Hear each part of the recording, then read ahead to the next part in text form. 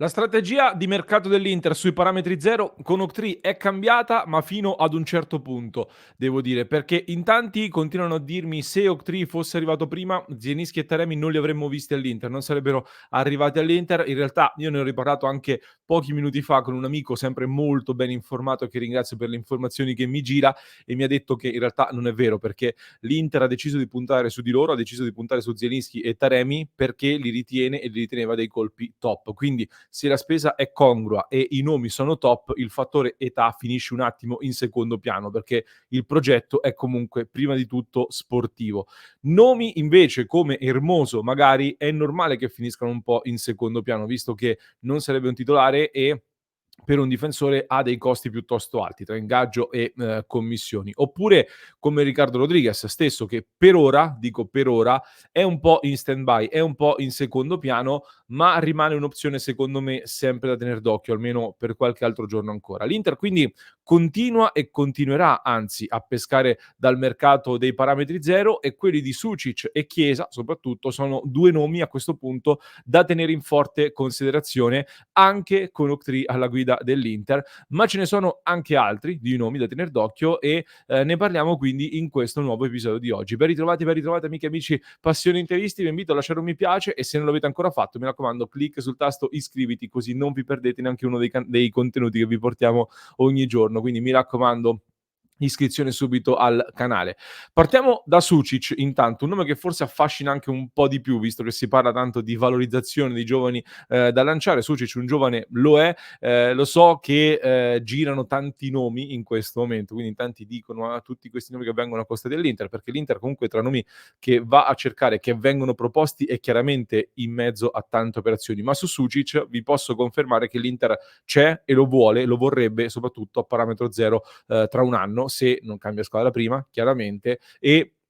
mi sembra di aver letto che ci stia provando soprattutto il Como in questo momento, un Como che è scatenato sul mercato. Giocatore di grande talento, per l'Inter può essere un discorso legato, visto che si ragiona a parametro zero nel 2025, legato alla questione Mkhitaryan, che compie 36 anni il prossimo gennaio, è in scadenza di contratto a fine stagione con un'opzione di rinnovo. Se magari Miki in questa stagione cala o comunque vuoi ringiovanire e nel frattempo Zielinski esplode, l'Inter può valutare a quel punto di andare proprio su un Sucic da inserire insieme a Zielinski appunto che nel frattempo può essere diventato il titolare, ma in generale aggiungo io quando si presenta l'opportunità di ingaggiare un giocatore di questo talento a parametro zero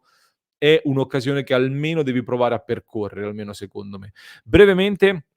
chi è Sucic e poi andiamo anche agli altri nomi. Nato l'8 settembre 2002 a Linz in Austria, ma è di nazionalità croata, gioca nel Salisburgo, come detto, in scadenza di contratto a fine stagione, viene valutato da Transfer Market 15 milioni di euro, ma sono valutazioni che vanno sempre prese con le pinze. Alto 1,85 m, un centrocampista che ve ne ho parlato più volte, io considero in questo momento uno dei talenti più interessanti in Croazia nella prospettiva di andare a ereditare un po' il ruolo dei vari Rakitic, Modric, Brozovic, cioè può rappresentare lui la nuova stella di questa nuova generazione del centrocampo croato che deve essere sicuramente ringiovanito. È mancino,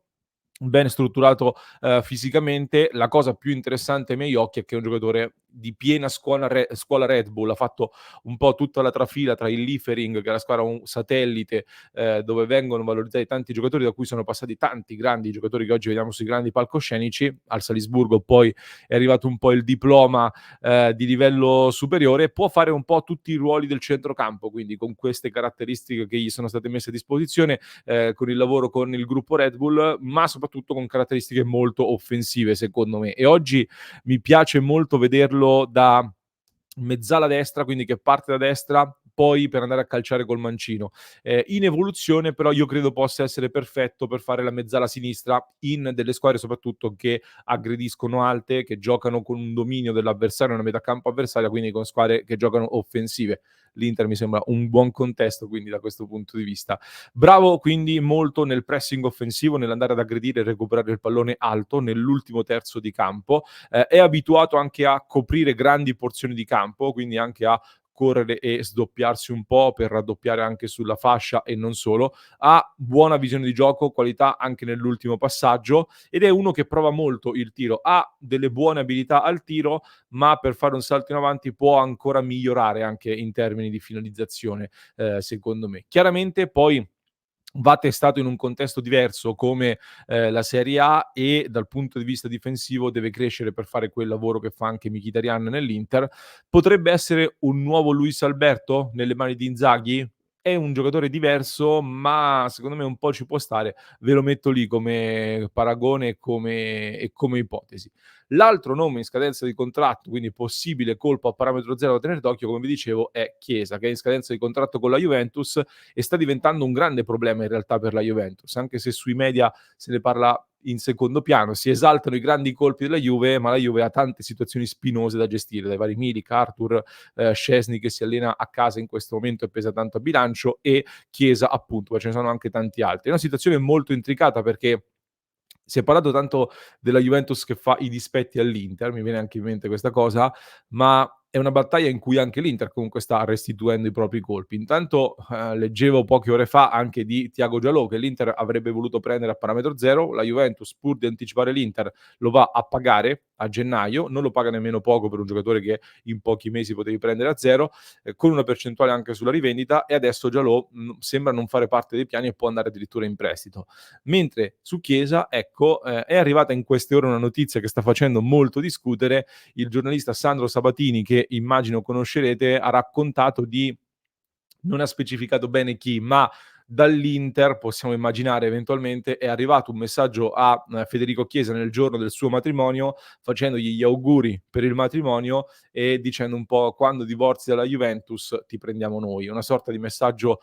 così, con un Inter che quindi sta provando a fare questo sgarbo, Chiesa alla Juventus o almeno nel frattempo mette in difficoltà la Juventus perché la Juve lo ha messo fuori di fatto, lo vuole vendere, Motta non ci punta, pesa tanto a bilancio e al momento non si sta trovando l'incastro giusto per privarsi di questo peso appunto. Gli incastri sono duri, l'Inter, secondo quello che racconta Sabatini, ma viene un po' confermato, sta cercando di mettere pressione appunto in quest'ottica per bloccare Chiesa un anno e poi prenderselo eventualmente a parametro zero a fine stagione. Nel frattempo hai creato un problema alla Juve e anche su questo comunque che si basa il mercato in un duello molto acceso con la Juventus, sempre più acceso come stiamo vedendo. Poi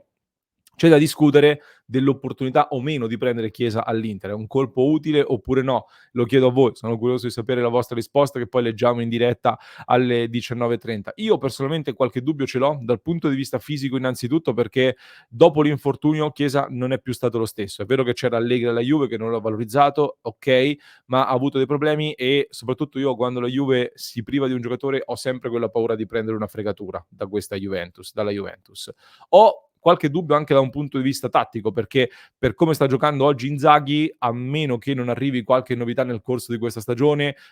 con magari delle novità tattiche, eccetera,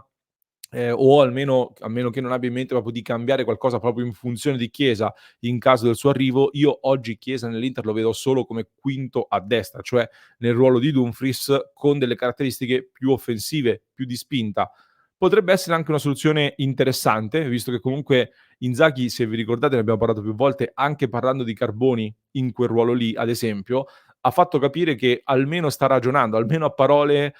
un'idea di provare una soluzione più offensiva di un esterno che viene gestito un po' più alto, la sta valutando. Quindi potrebbe essere un'idea da percorrere in questa stagione in funzione poi magari di un arrivo di Chiesa. Cioè, non che l'Inter lo fa per Chiesa, ma l'Inter intanto lo fa e se arriva Chiesa lo mette lì.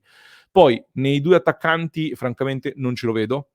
soprattutto in un 3-5-2 come quello di Inzaghi, ma ripeto, aspetto la vostra opinione nei commenti. Magari invece voi mi date delle soluzioni differenti a cui non ho pensato, oppure siete convinti che possa far bene anche in un attacco a 2. Sarebbe sicuramente un colpo molto alla Marotta e in piccola parte potremmo dire anche all'Auctree, perché comunque Chiesa a ottobre compie 27 anni, molto difficile, ma può essere eventualmente valorizzato, visto che lo prendi a zero. Già ora piace in Premier League, ma non pagano delle cifre enormi in questo momento in cui c'è qualche dubbio e appunto lo puoi prendere a zero tra un anno. È molto difficile, ma da tenere d'occhio. Oltre a Sucic e Chiesa, però vi ho detto sempre Se vi ricordate qui su Passione Inter che l'Inter si deve muovere, si muove in grande anticipo su questi giocatori che vanno in scadenza tra un anno, e abbiamo già fatto un contenuto in cui facevo vedere che nella lista di quei calciatori in scadenza ci sono tante opportunità interessanti, ma ci sono anche tanti nomi clamorosi. Anzi, lo condivido un attimo lo schermo, perché nella lista ci sono dei nomi da Alexander-Arnold a Sané, passando per Salah. C'è Jonathan David, che al momento in tanti mi dicono: perché non prendiamo Jonathan David? È in scadenza tra un anno, il Lille lo dovrà vendere a delle cifre scontate. Ecco, il problema a questo punto sembra proprio il giocatore che, consapevole che tra un anno può andare a zero, sta chiedendo a chi si avvicina anche oggi delle cifre di ingaggio molto alte. Questo frena un pochino le operazioni. Vediamo un po' nelle ultime giornate di agosto se qualcosa può cambiare. C'è Alphonso Davies, Kimmich, De Bruyne, addirittura tanti altri nomi che,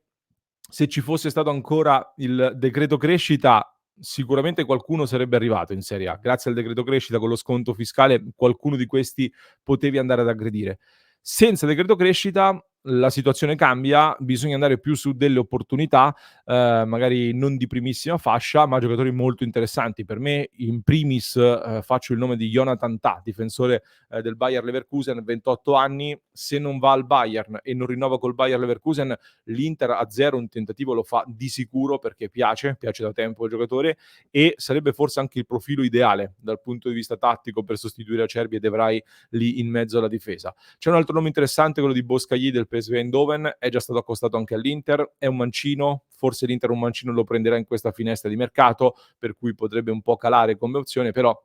se nel frattempo magari prendi un tappabuchi, facciamo l'ipotesi che l'Inter prende un Ricardo Rodriguez per una stagione e poi ti blocchi Boscagli a zero per l'anno prossimo, potrebbe essere uno scenario da tenere d'occhio. Ci hanno accostato anche Danilo Dochi, però potrebbe partire in questa finestra di mercato. C'è un nome nuovo che circola in queste ore, ma in realtà molto nuovo non è, perché in tanti stanno dicendo che il Mister X che avrebbe individuato l'Inter in difesa lì sulla sinistra sarebbe Gaziorowski, difensore ventenne, poco meno che ventenne, del Valencia, che è in scadenza 2025, ma in realtà il Valencia ha un'opzione per estendere il contratto di 1 o 2 anni, e oggi lo danno come nome caldo. In realtà il nostro amico e collega Giorgio Musso, ringrazio anche lui, spesso è stato ospite qui sul nostro canale, addirittura già il 4 luglio mi sembra era venuto da noi e ci aveva detto che l'Inter stava lavorando con gli agenti di Josep Martinez su più affari, tra cui proprio Gaziorowski, quindi non è un nome che spunta oggi, è un nome da tenere d'occhio, come opzione eventualmente da prendere low cost oggi se decide di non rinnovare col Valencia. Poi c'è un ultimo nome, stavo spuntando un po' la lista, so già i commenti che arriveranno. C'è un certo Jorginho che forse si svincola dall'Arsenal, potrebbe essere interessato a tornare in Serie A. So i commenti che arriveranno, quindi metto avanti le mani prima, però sapendo che qualcosa potrebbe cambiare nel centrocampo dell'anno prossimo, un Çalhanoğlu che dopo 2 tentativi di interessamenti esteri, magari al terzo potrebbe anche cambiare qualche idea, son discorsi per l'anno prossimo chiaramente, è tutto da vedere. Chi lo sa, magari un'opportunità a zero come Jorginho, se ha un ingaggio umano, secondo me almeno un pensiero Marotta ce lo fa, se lo conosciamo un pochino. Però è un'ipotesi veramente fredda in questo momento. Fatemi sapere voi che ne pensate di Chiesa, di Sucic, di tutti gli altri nomi a parametro zero. Vi aspetto nei commenti, così poi in diretta alle 19:30 ne parliamo. Vi ricordo di fare un salto nel club di Passione Inter, ragazzi. In questi giorni stiamo preparando tutte le novità per la nuova stagione e stiamo preparando grandi cose solo grazie al vostro supporto di chi si abbona, altrimenti senza i vostri abbonamenti Passione Inter non ci sarebbe. Quindi se vi va di tenere in vita il nostro progetto, www.passioneinter.club, per entrare a far parte della nostra grande community di interisti da tutto il mondo. Io vi lascio anche con un altro approfondimento che trovate in descrizione per chi ci ascolta in podcast, mentre per chi ci segue da YouTube vi basta cliccare qui.